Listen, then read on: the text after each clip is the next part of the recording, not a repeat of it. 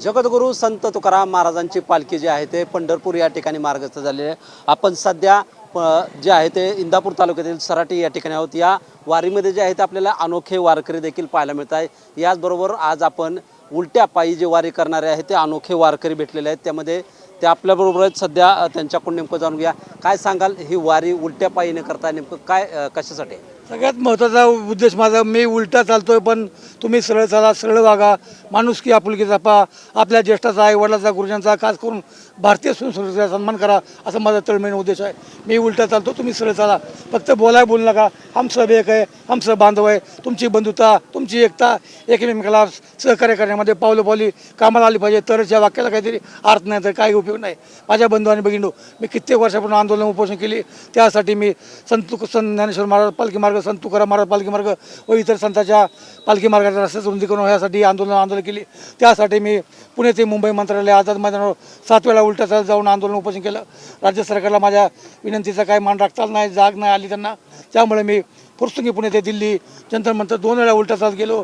केंद्र सरकार पण जाग नाही आली, माझ्या गांधीजीच्या मार्गाच्या, शांततेच्या मार्गाचा त्यांनी काही विचार केला नाही। त्यामुळे मी 3री वेळा असा धमाका केला की तुळजापूर ते जम्मू कटरा वाया दिल्ली जंतर मंतरपर्यंत उलटा चालत गेलो। त्यावेळी तेव्हा निवेदन दिली, तेव्हा सरकार कडबडून जागा झाला आणि दिल्लीचं गल्ली ते दिल्ली, फोनवर फोन, ईमेलवर ईमेल गेले, कागदपत्राची पडताळणी झाली आणि माननीय पंतप्रधान महोदयांनी पंढरपुरात येऊन रस्त्याच्या रुंदीकरणाचा नारळ फोडला।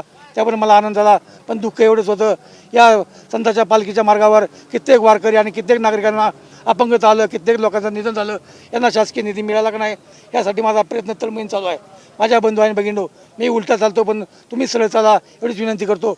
माझ्या आंदोलनाच्या दरम्यान सरकारवर सरकार बदली होत गेली, माझी दुःख वेदना वाढत गेली। त्यामुळे मी सर्वच राजकीय नेत्यांचा आभार मानण्यासाठी सर्वांचेच फोटो घेतलेले आहेत आणि मला अभिमान आहे। जसा विठू माझा लेकरूवाळा, तसाच मी सर्व लोकांना आपलंच मानतो। मानवता हाच खरा धर्म आहे। कुणी पाणी देत असेल, कुणी घास भरवत असेल, मी कधीच विचारत नाही तुझा जात कुठली, तुझा धर्म कुठला, तुझा पक्ष कुठला, माझ्याकडे भेदाभेद नाही अजिबात। सगळे माणूस, आपण सगळे एक आहोत याची जाणीव सर्वांना असू द्यावी, हीच तळमळ आहे। पालखी मार्ग झाला तरी देखील उलटी पायी वारी सुरू आहे, नेमकं काय? उलटी वारी माझी कायमच राहील जोपर्यंत माझ्या मनात आहे। आत्ता ही आभार मानण्यासाठी उलटी वारी आहे, ह्याच्यानंतरची वारी विविध प्रत्येक वेळीच्या ज्या काही घटना असतील त्या वेळी जनजागृतीचा माझा महत्त्वाचा येत असतो। तुमचं नाव काय, नेमकं कुठून वारी? माझं नाव बापूराव तवडे बंद राहणार फुरसुंगी पुणे। कुठून निघालो, किती वारी, हे काय सांगत नाही। सगळ्यात महत्त्वाचं मला जनजागृती करायची असती। सरळ सांगून लोकांना कळत नाही, सरळ सांगून सरकारला कळत नाही, त्यामुळे उलटं चाललं की लोकांना आकर्षण वाटतं, त्यांना वाटतं ही कोणतरी माणसंत आहे। मी लोकांना म्हणतो माझ्या पायावर पडू नका, मी साधा तुमच्यासारखाच माणूस आहे। नमस्कार करायचा विठ्ठलाला करा, त्रिशूळाला करा, गळ्यात माळ आहे तुळजापूरची त्याला नमस्कार करा, अशी मी विनंती करतो। गळ्यामध्ये आपण पाहतोय की तुमच्या कवड्याची माळ आहे, ताट देखील दिसते, हातात त्रिशूळ आहे, डोक्यावरती तुम्ही एक चांगला टोप केला, त्यावरती पंतप्रधान नरेंद्र मोदी असतील, नितीन गडकरी यांचा फोटो आहे, नेमकं काय? मागं मुख्यमंत्री मागं याच्यामध्ये पाहतोय माझी दादा असतील, एकनाथ शिंदे साहेब, सगळे काय नेमकं कशामुळं? हे तर सगळ्याचा आभार मानण्यासाठी आहे। गळ्यात ताट जी आहे ती मला हे सगळ्या स्वप्नातला माझा दृष्टांत आहे। दृष्टांत जसं स्वप्नात आला, जसं काही माझ्या भक्तीच्या मार्गात स्वप्नात आलं तेव्हापासून मी हे काम करतो आणि तळ हातावरती सिर घेऊन चालतो। प्रत्येक वेळी हाच पोशाख असतो, फक्त विविध घोषवाक्य लिहिले असतात। बघा 100% मतदानासाठी माझं कायमच असतं, 12 महिने 24 तास मी 100% मतदानासाठी काम करतो। कायम पोशाख घातला, गळ्यात शिट्टी असते, अपघातासाठी काम करतो। असं मी संबंध मानवताच्या कल्याणासाठी कायमच काम करत असतो आणि हा भार सगळ्याचं मानतोय। आमचे दादा, कोणी म्हणत असेल दादा कैलासवासी झाले, पण दादा सर्वांच्या हृदयात आहेत, त्यामुळं आमच्याकडे माणुसकी आपुलकी आहे। दादा कधीच तुम्ही आम्हाला सोडून जाऊ शकत नाही, लोकांच्या हृदयात तुम्ही आहात। मी तुम्हाला आवर्जून फोटोमध्ये घेतलं आहे आणि खालच्या फोटोमध्ये पण घेतलं आहे, मुकुटावर पण घेतलं आहे। आणि वहिनींना माझी एवढीच आहे, वहिनी आम्हाला पेपरमध्ये न्यूज वाचली होती मी, वहिनी म्हणल्या काय कोणाच्या तक्रारी असतील तर जरूर करावा। वहिनी आणि नितीन गडकरी साहेब, तुम्हाला पण विनंती आहे की तुमच्याकडे मोठमोठे इंजिनियर असतील, मोठमोठे शास्त्रज्ञ असतील, ज्ञानी माणसं असतील, पण एक अज्ञानी माणूस सुद्धा सांगू शकतो की या रस्त्यामध्ये काय चूक झाली। मी 1 किलोमीटरमध्ये कमीत कमी 15 ते 20 चुका दाखवून देऊ शकतो। अशा चुका का केल्या आमची वारकरी काय बावट आहेत का? तुम्ही त्यांना आदनाने समजता का? आडणी समजता का? इथले नागरिक काय वेडे आहेत का? तुम्ही इतर महामार्ग आहेत तसं हा महामार्ग का केला नाही, का त्रुटी ठेवल्या? ही खूप भयानक गोष्ट आहे. लोक खवळून उठली तर तुम्हाला तुमची झोप उडून टाकतील. तुम्हाला असं वाटेल राजकारणात उगं झालोय, नेता उगं झालोय, खुरपं घेऊन शेतात खुरपलं असतं चांगलं असतं.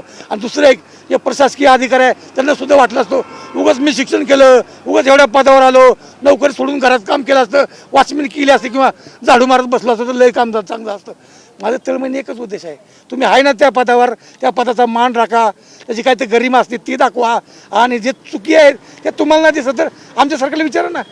मी पूर्ण आयुष्य घाललेले मतदानासाठी, 100% मतदानासाठी आणि वाहतुकीच्या अपघातासाठी. मला सगळं माहीत आहे. मी काही वेळा म्हणून चालत नाही, उलटा मी चालता मी वाहतूकदाराचं कसं गाडी चालवतात याचा नमुना पाहतो. सगळं लोक कसे चालतात याचा नमुना पाहतो. सगळा अभ्यास जेवढं पोलीस बी करू शकत नाही त्याच्यापेक्षा माझा महान अभ्यास आहे. पोलीस महासंचालक जर माझ्यासमोर उभारलं केलं, समोर बोलणे केलं तर ते सुद्धा फॉल्ट काढू शकत नाही, त्याच्यात 10 पट मी काढू शकतो. कारण माझा अभ्यास मी आयुष्यातच घालवलेला आहे.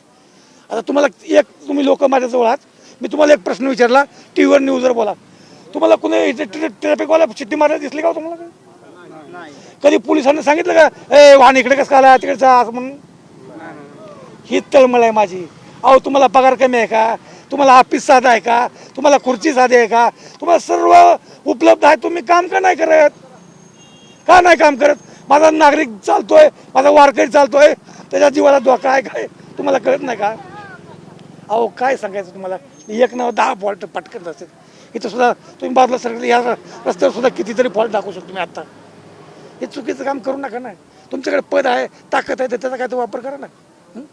आत्ता बघा काही वेळातच आपली ही पालखी येईल, त्या मागच्या गेटवर तिथं बांबू लावायचं काम चालू आहे. म्हणजे तुम्हाला इतके दिवस काय टाईमच नाही मिळाला का? आता वारी येईल, पालखी येईल, त्याच टायमाला तुमचं काम चाललंय. कुठला गाडीवाला अगर कुठला वारकरी त्याला तुमचा बांबू लागतो, काय लागू शकतो? हे चुकीचं काम आहे ना. साफसफाईच्या खूप त्रुटी आहेत. कित्येक पुलावरती काचाचा ढीग पडलेला आहे. कधी अपघात झाला असं किंवा कुठल्या बेवड्यांचे तर काचा पडल्या ते ढीग पडले आहेत.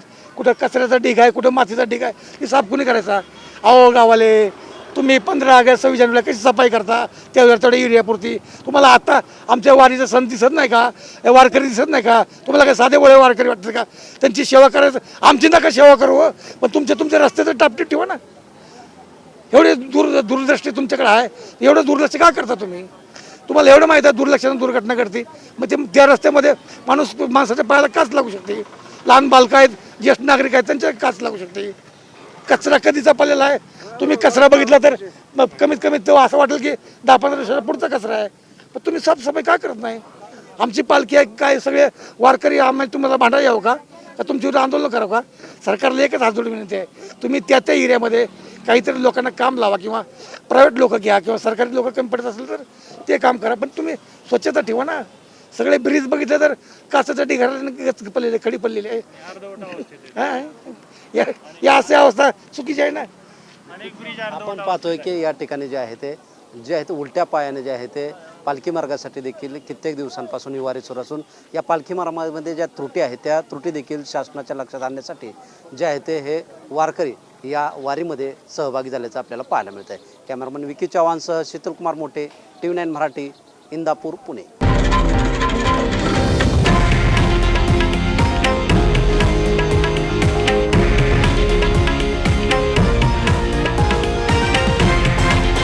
हे आहे देशातील नंबर 1 न्यूज नेटवर्क आणि आपण पाहत आहात TV9 मराठी, एकमेव.